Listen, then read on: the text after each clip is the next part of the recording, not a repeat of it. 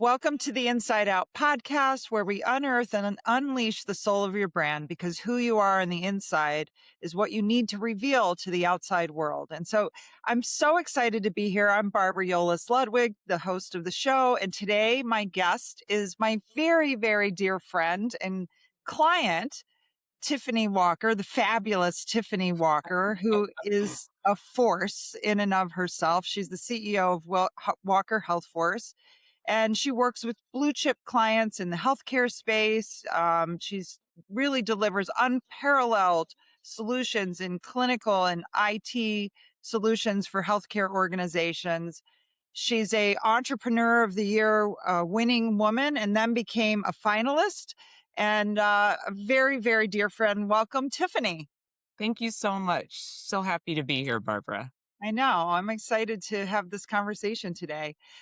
Before we jump in, I always like to start every podcast with a little fun fact. So, Tifiany, share something with me that maybe people don't know about you. Wow. Okay, well, one thing that people probably don't know about me is that I went to a military boarding school for high school in the middle of Indiana. So most people would know that about me, but it was amazing. Culver Academy in Indiana was just really an amazing experience, and I was fortunate to be able to have three of my children attend as well. So it was great. Amazing. Amazing. And I'm sure that was very formative for you in what you've set out to do at Walker Healthforce. I love your kind of story about how you built the business and how you founded the company. Share that with me. Sure. I love origin stories. I'm really fascinated by, biographies and obviously entrepreneurial stories. And I think that mine is a little bit unique. I'm a girl from a small town in southern Indiana, and my father was an entrepreneur. He worked in the oil business, and I think I'm following in his footsteps in many regards. But I was an operations executive at Xerox Corporation and worked downtown at the Renaissance Center in Detroit, Michigan, supporting General Motors and their legal Mhm. accounts. And really, by the time I left, I was managing about 160 people and an offshore team, an onshore team. Right. And I met my business partner, who is also my husband, Greg Walker, and he had a business in staffing.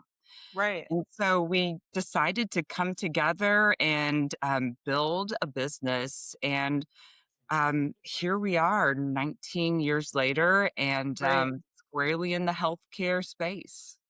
Amazing. Well, I've known you for many, many years because, Kennedy and David, our kids, went to school together, but it was really fun to reconnect through the Entrepreneur of the Year network when you were first named a winning woman. And we started chatting at that big conference, and you said, I want to do a rebrand, and the company I went back this morning and looked at, it's been 3 years since we did that. Wow. But at the Can't believe it. time you were about, what, 16 or 17-year-old company. And Right. for a CEO, that's really a bold move. I mean, the energy, the expense. If you don't get it right, the stakes are high, the investment to do it, it can be tremendously disruptive to the business. What gave you the courage to do that?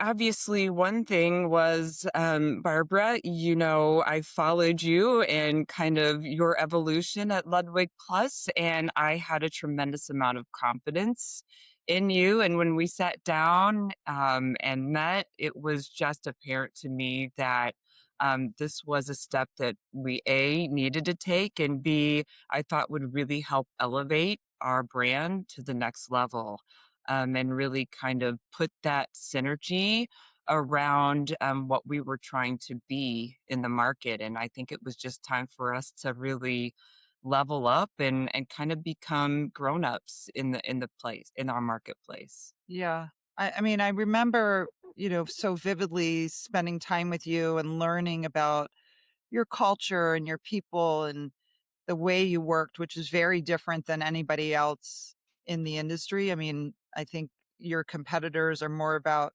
quantity maybe than quality solutions.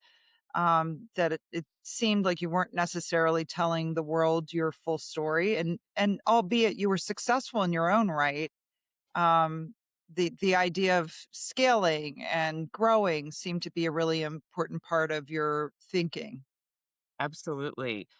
And I think that one of the things that the rebrand really did was it just aligned who we were, and primarily, Mhm, internally, our leadership team, our mhm. employees, they were really able to grab a hold of those tenets that we now live by at Walker Healthforce, and we really utilize that in everything from our sales decks to our volunteerism and community service to really how we hire individuals. And so I really think that that rebrand gave us kind of that centralized touch point to really be able to build on. And Yeah, I think it was easier for us to tell that story to our clients. yeah. It's interesting because brands, I think people, think about brands and they don't necessarily think about, well, where's the source of the brand? And with you and Greg and your team and your culture, that was really the source. I mean, brands are kind of built from the top down and the inside out.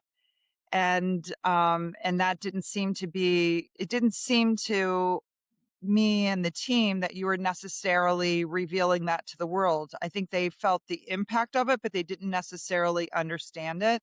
Right. And so it was a great opportunity to kind of reset on your mission, your vision, your core values, your tenants, as we call them. Um, and talk about that a little bit because, going through the process with you, how would you advise other CEOs to think about, they may have it in the back of their head, like, I want to scale. I want to dial up marketing. Maybe I'm not big enough to make that investment. What went through your mind and what was that experience like? Yeah, obviously all of those things, and probably all at once. And primarily, when you have a small to mid-sized Mhm. business, cost is always a factor, and you want to get it right. You don't want Mhm. to have a misstep. But what I would say is that even if you don't see the ROI in the short term, I Right. promise it really does pay off from a long term strategic perspective. I mean, it just really enhances who you are when you go to market. And I think one of the things that really kind of resonated with me is that we're often competing against organizations that are 2 or 3x our size. And so having that polished brand, having those tenets to build off of, having really that strategically aligned brand allowed us to really have that confidence that we Yeah, needed to really be competitive. And I think it's really kind of brought back a lot of dividends for us. really. It's interesting because, again, I think companies who are, your size and want to grow may feel, gosh, can I really make that investment? And um, I think you said something that gave you the confidence to be able to pitch some of those blue chip clients or to build, kind of the organizational structure that you created. You really became a player in many ways, Mhm. and the way you presented to the world was, y- ultimately you want to be a place where people want to work for and work with, you know Sure, sure. um, and I'm curious, as you think about how the brand made its way into other parts of the company, what does that look like? Yeah, no, it's a great question. I really, when you started kind of pitching, potential names to us, when you said Walker Healthforce, everyone on our leadership team immediately said, "Yep, that's it." So when you hear the name, if naming, is one of the things that you're looking to change, that was certainly one of them. And so we utilize that force word in every aspect of our company. So when we are hiring someone new, you'll often see us on LinkedIn saying, "Welcome to the force." And that's how we think of our organization. We think we are a force to do business with, to reckon with, to be a part of. And there's so many interplays with that. And so, we were just doing some design work on some volunteer t-shirts that we're going to use in some community involvement projects. And we just say, we're a force for good. We're a force for change. And so there's so many ways that we utilize really that word. And it was something that we could rally around. And we just love it. It's been great. Yeah. Well, it emanated from you and your team. I mean, I always say you're a force, and in such an amazing way, and your team. And but I don't think people realize that the power of a brand and the power that it can be a North Star for the organization. Certainly having, and you made the ask of us big, right? Like It was there's big. really no there's I always say, is there anything sacred that we have to protect as we go through this process? And a lot of times clients will say, my name is sacred, my logo is sacred, my colors are sacred. But you did it. You were kind of like, everything's open, everything's up for grabs, and we would never foolishly make a recommendation if we didn't think it was right and gonna telegraph the brand. But I don't think the I don't think CEOs realize the power the brand can play in the ways that you're talking about it. So as we went through this process with you, were there any fears about rolling it out? Well, I mean, when you've been in business for 16, 17 years and you've had this name associated with you, there was a little trepidation about our existing clients. How are they going to see this? Are they going Hmm. to think we're, in trouble in some way? Or was there some sort of a buyout or M&A activity? So we wanted to ensure that we retained who we were, but that we were just really reintroducing ourselves to the market. And I, Yeah. I think to your earlier point, I think just being kind of that blank canvas allowed us to really embrace this new brand. Right. And so, I think to your point, nothing was really sacred. I really wanted to kind of come at this with a fresh new perspective and totally open Hmm. to working with you and your team, but your team listened to us, and so there were some things that we said, maybe not so much, and but we were able to get to a place where we agreed, and I think that the result has really shown Yeah. in our organization. I think with founders, especially, the brand has to really have a true reflection of the founder.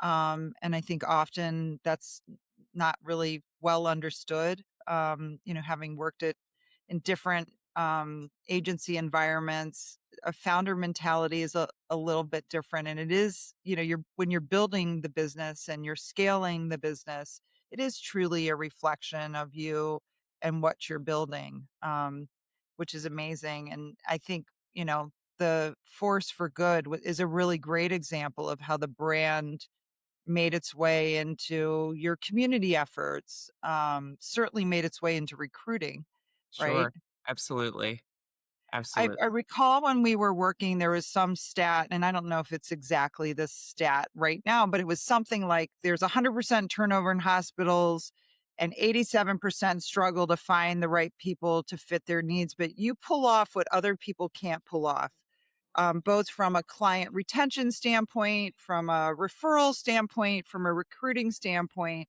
Your competitors tend to be about quantity, and you're so much more than that. You kind of go beyond. Talk about, the ethos of the company and how you're able to do that, Tiffany. Sure. We really tried to kind of reframe the way staffing and Mhm. consulting firms are often viewed in the Mhm. marketplace. Yeah. And so I think that, to your point, a lot of our competitors, they're interested in volume, just, sending lots Mhm. of talent resumes across a, hiring manager's desk. And we really wanted to have a different approach. We wanted to help them solve workforce issues. And so there's a lot of issues that are facing our healthcare clients, regulatory issues. COVID was not kind to the healthcare industry, took a lot of clinicians out of the workforce. And so, our organization really wanted to help them solve some of these staffing shortages, but not just to become a supplier. We really wanted to be that partner, understand what their challenges were, and come to them with a holistic approach Mhm. and a holistic solution. And so now I think that that's really the reputation we've built in this space, is that we're not just that commodity player. We really come in with a strategic solution to help them solve their problems. And that's how we like to be recognized. And I think it's played well. Right. It's interesting because, you're in the business of people, Yeah, and people could be looked at as a commodity, sure. but you've created something that's a higher standard. I know you screen out a high percentage of people who just don't kind of cut it. And you're very selective so that you're delivering quality to your clients, and you're also creating a sense of community. um, Talk a little bit, Tiffany, about, how do you recruit the best of the best and create this force that you're delivering to your clients? Sure. I think that, to kind of go back to something that we came up with as a collaborative team, we do have what we call vetting to validation. And really what that means is that we're taking those extra steps to make sure that not only does this talent that we're procuring have the needed skill set, but they're also fitting the cultural Mhm. norms and culture of our client. And so across our entire client base, each of our clients has a different culture, has a different standard. And so we're really good at understanding what that is and really um, matching that talent with that culture with our client. And so we're really more about precision and providing our clients with those maybe two or three individuals where it's difficult for them to even make a decision. And so it's definitely something that our recruiting staff pays uber attention to. We're making sure that people are on camera. Oftentimes, we're doing business nationally, so it's difficult to see people in person. But we're doing lots of screening, and there's something that we say in our organization: we're screening people out Yeah. versus screening people in. So even if that means, going through lots of different steps to do that, it really is a benefit to our clients, and we get a great retention rate doing that. Yeah. I think you're such a great example for other CEOs and other organizations about the way you work on a daily basis. I always call it the wow, right? A way of working. And your wow, which was a very specific set of questions that your recruiters would go through to curate the best of the best people. We branded as the vetting to validation process, right? We just put a brand on it, but it was something you did consistently every single day. And maybe, in some ways, I think a lot of companies take for granted the things that they do. That's actually content, and that's what separates you out. There were other things we observed that you did in your organization that were very different and made your network of consultants and nursing staff feel like they were part of something bigger. And I'd love to have you talk a little bit about how do you create that sense of community around the brand? How do you get people to buy into it when you're placing them to work somewhere else? They're very loyal to you. They are, and we're incredibly honored, to have so many people who want to work with us time and time again. And one of the things that we've done is that, we have dedicated resources that really help to build rapport right from inception through the length of the time that someone may be working for us at one of our client sites. So they're not made to feel like they're a contract employee. They're really made to feel as though they are part of the force.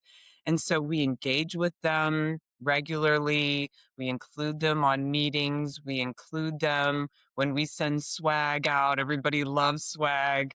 And it's, those simple things that really help them to feel a part of the organization.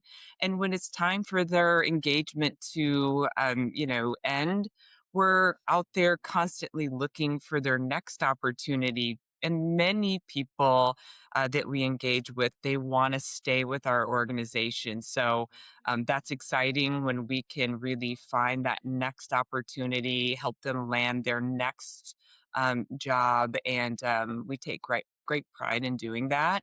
But it's a dedicated effort and something that, has really helped to benefit our organization. But I think it helps to benefit those consultants as well because they have a sense of community and a sense that they belong at Walker Healthforce. Yeah.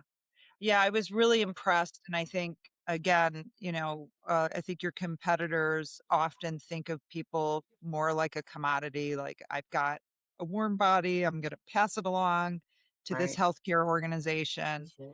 and not necessarily treat them with the kind of respect that you do and sense of belonging that you do. The the weekly or daily connection points with them are so so important. Speaking of daily, let's talk about something else daily. Have you ever seen Daily Crunch? I have not. That looks It is, amazing, though. I know, it is my favorite snack, which you can get at the grocery store or you can buy it online at dailycrunch.com. But they're almonds, they're sprouted God, almonds. that looks amazing. They're amazing and they're not very caloric, which I like. I'm always looking for a good high protein. This one has 5 grams of protein, and then they put cocoa and sea salt. So it's like a real treat Wow. in a little almond. Locally, you can get them at Meyer or Plum Market, but nationally, they're in grocery stores all over the country, Whole Foods and more. And so if you're interested in Daily Crunch, go to dailycrunch.com. I will. Might be That's a treat right for up your my people. alley. Amazing. Love it. I know. Yeah. So as you look ahead, I mean, you guys are about to hit 20 years, right? We are. This is year 19 for us. So next Oh my year gosh. will be What do you 20 see? years. Yeah, what do you see coming ahead as you look to the next chapter, next 20 years, Tiffany? I can't believe that it's gone by so quickly. Obviously, as an entrepreneur, every day is challenging and, Yeah. not always smooth sailing, but you learn how to problem solve and figure it out if you're going to make it work. But the next 20 years, I think, we've really positioned ourselves for continued success. And, we're working really strategically to help increase our presence with government contracting. And so that's a big area of focus for us. Continuing to expand our footprint and our payer organizations and really to just keep doing what we're doing. We have an amazing senior leadership team, Yeah. and really just an amazing team overall. I love hearing their feedback. I'm super involved in the business, and I think just transparency that we have in our organization really lends itself to um, bringing those ideas to the forefront. And you would be amazed at the ideas that people have. And when you give them that opportunity, you really see people excel. And so part of the joy that I have as CEO of this organization is just seeing the growth, particularly of some of our staff members and just seeing them excel. It's amazing. So that's primarily what I'm looking forward to as we, go into that 20-year mark. Yeah, that's amazing. And congratulations. That's Thank huge. I you. mean, to build this company and Yeah, grow it and build such an incredible network. You're so loved by many blue chip healthcare companies, and you have an incredible network of people. Tiffany, share is and I want you to share some advice with other CEOs and the role that marketing has played, and has it changed since the rebrand? It's been 3 years now since we rebranded. New name, new logo, new website, new campaign, new core values or tenets, as we call them. sure. Has marketing shifted inside the organization and played a different role?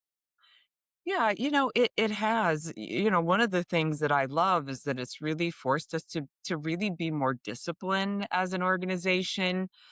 So, there's nothing that goes out without, kind of that thought process that we're running through. Does it meet our brand guidelines? Does it speak to those core values? Is it on message with what we want to put out in the marketplace? And so I think it's just kind of this, calibration that we really needed inside of the organization. But now everyone is really on board with that rebrand, and they really understand how it's benefited us. And I think it's just kind of that stick to itiveness that Mhm. really is the glue to our organization. And so now, it's really, a lot easier for us, when we're vetting new clients or when we're out to RFP or we're looking to hire that next employee. We really kind of run it through, that same kind of calibration tool and make sure that it really meets the ethos that is our organization. Yeah. I mean, the brand really, it should be, if it's positioned properly, the brand should be the engine for how you scale, how you grow, recruit, make tech decisions, how you Absolutely. pitch and bring the brand to market. And I think Sure. often brand sounds like, oh, it's a logo and colors and making things look pretty. It's so much more than that. Yeah, And it really becomes a compass for how you conduct business. sure. I agree completely. Yeah.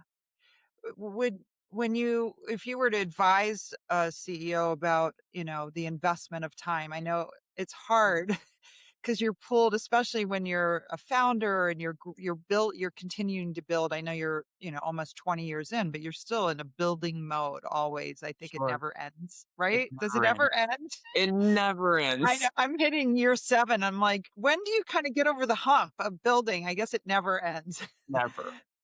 um are there certain investments of time or people or resources that people should consider when they are going to make this kind of a investment in the Yeah, brand? I mean, I think that you really have to have some dedicated resources on your team to kind of help to keep that ball rolling forward because it really is a separate project, so to speak. And so you can't really have that day to day, allow you to get that branding marketing Right. project could be mired down. You really want to keep that ball rolling. So I don't, if you have somebody that can kind of help be a point person or help to project manage even the individuals on your team, I think that that's Mhm. super helpful and to Right. just stay on task. Yeah. Yeah. Well, Tiffany, this was amazing. Thank you so, so much. If Yeah. you are in the healthcare space and you need care management, you need IT solutions, allied health. You're in, whether you're a hospital, a network, a payer, I highly, highly encourage you to reach out to Tiffany and her team at Walker Healthforce, walkerhealthforce.com. Thank you so much, Tiffany, for being on the show. This is Thank Barbara you. Yolles Ludwig at the Inside Out Podcast, and thank you so much.